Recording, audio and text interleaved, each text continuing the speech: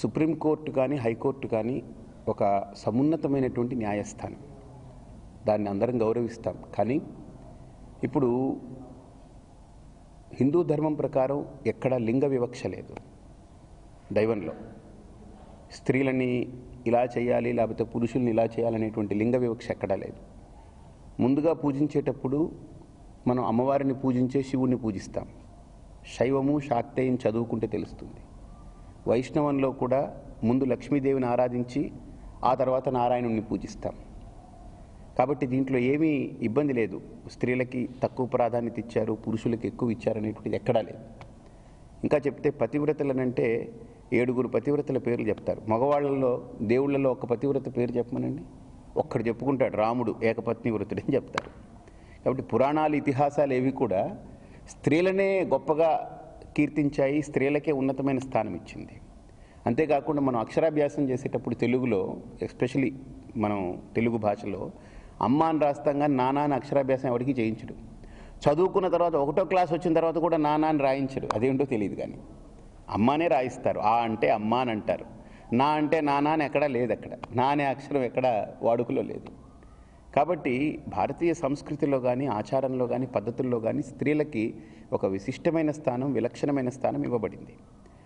అందులో ఇప్పుడు కేరళలో ఒక టెంపుల్ ఉంది త్రివేంద్రం దగ్గర, అమ్మవారిది.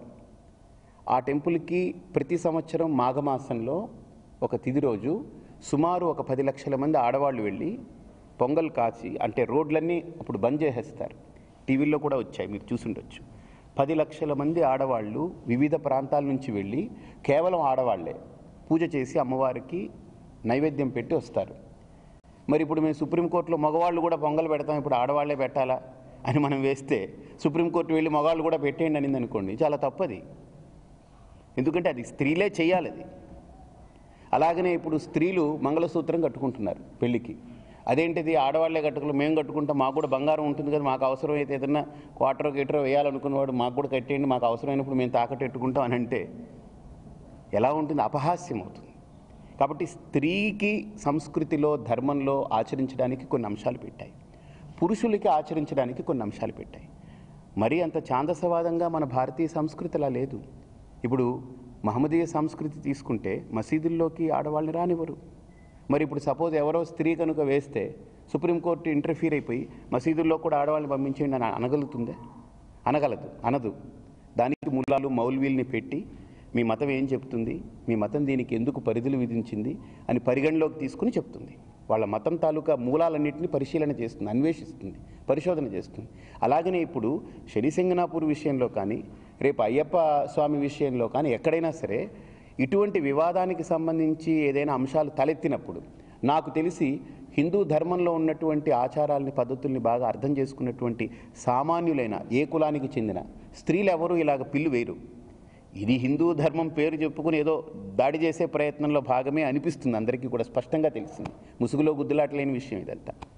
కాబట్టి ఈ అంశం మీద కోర్టు స్వతంత్రించి వెంటనే నిర్ణయాలు చెప్పడం కాకుండా ఒక ధర్మాసనం ఏర్పాటు చేసి అసలు ఈ మూలాలేంటి, దీనికి ఉన్నటువంటి ఐతిహాసికమైనటువంటి ఘట్టమేంటి, దీని వెనక ఐతిహాసికత ఏంటి, చరిత్ర ఏంటి, దీని వెనక శాస్త్రీయ దృక్పథం ఏంటి, దీని వెనక ధార్మికమైన అంశాలేంటి, దీని వెనక ఒక ప్రామాణికమైనటువంటి అంశాలేంటి అనేటువంటి వివిధమైన కోణాల్లో పరిశీలన చేసి దానికి ఒక తీర్పునివ్వడం అనేటువంటిది అందరం ఆహ్వానించదగ్గ, స్వాగతించదగ్గ అంశం. అది మతపరమైనటువంటి విషయాల్లో కోర్టు కూడా ఒక మంచి సమున్నతమైన ఒక ధర్మాసనాన్ని ఏర్పాటు చేసి ఆ రకంగా చేస్తే బాగుంటుంది.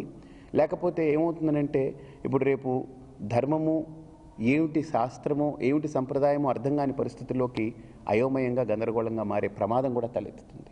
కాబట్టి ఇటువంటి అంశాల పట్ల చాలా ఆలోచనతోటి, అవగాహనతోటి అడుగు వేయవలసినటువంటి బాధ్యత ఉంది. స్త్రీలు చేయకూడదనేటువంటిది కాదు, స్త్రీలు చేయకూడదనేటువంటిది కాదు. పెళ్లి సమయంలో గౌరీ పూజ చేస్తారు. ఒక స్త్రీ గౌరీ పూజ చేసుకుని వివాహంలోకి వెళ్తారు. గౌరీ పూజ స్త్రీయే చేయాలా, నేను చేస్తానని వీడు కూర్చున్నాడంటే చేయడానికి లేదు, అది ఆ స్త్రీయే చేయాలి.